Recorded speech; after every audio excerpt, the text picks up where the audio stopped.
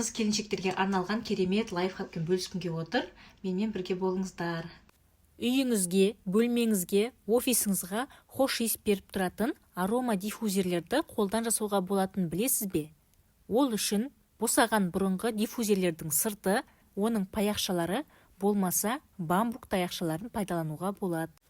Дайындап, тазалап қойған ыдысыңызға негізгі майды құясыз. Негізгі майға миндаль, жүзім, зәйтүн, өсімдік майлар жатады.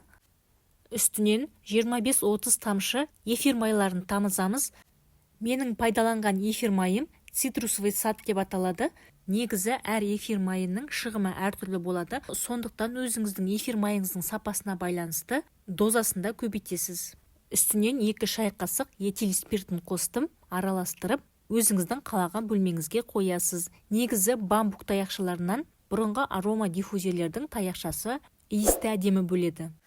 Айтқан кеңесім сізге пайдалы болса, лайк басып, каналыма тіркеле кетіңіз.